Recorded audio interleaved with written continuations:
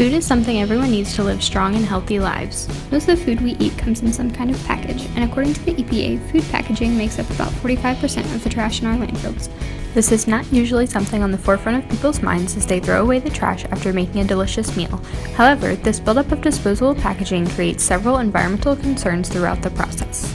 Most packages go through the same general path, beginning with the use of natural resources, manufacturing, transportation and distribution, consumption, and finally disposal. Each of these steps creates different problems and concerns along the way. To start with, different packaging materials use different resources.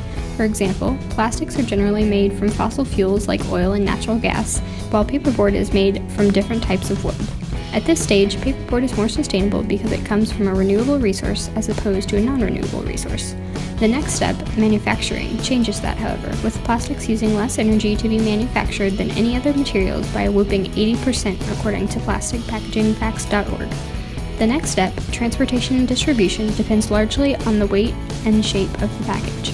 Plastics tend to be more lightweight than other materials, and square stackable containers make packing easier and transportation more efficient. Next up is consumption. When you go to the grocery store, you generally come out with plastic bags full of packages of food.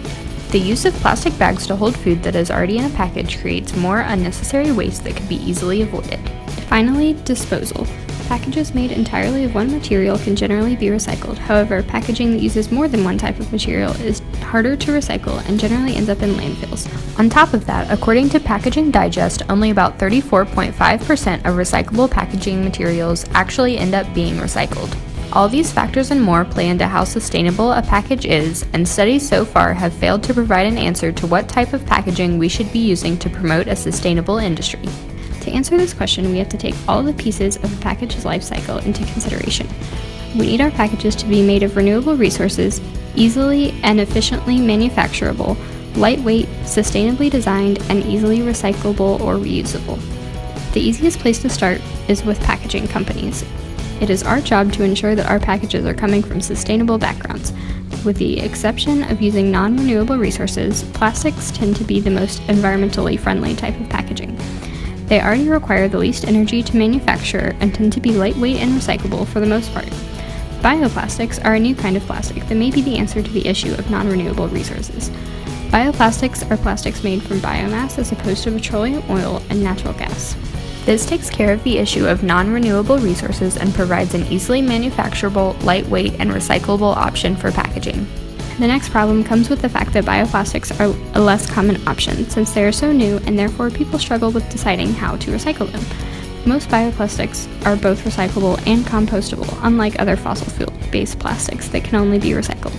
However, bioplastic companies are having a hard time with recycling since most recycling facilities can't accommodate both types of plastics for fear of contamination, and the fact that bioplastics are marked with the number 7 recycling symbol, a symbol most people assume won't be accepted by traditional facilities. This is causing bioplastics to be thrown into landfills rather than be recycled or composted.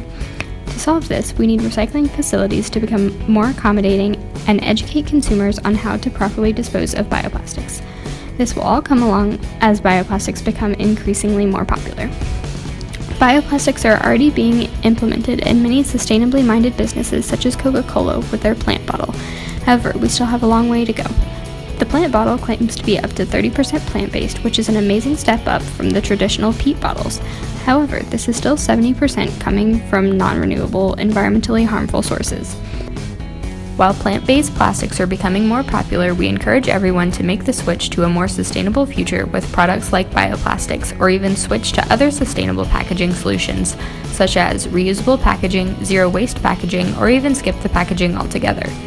Making this simple change in your company will help drastically in our goal of a more green community and a happier planet.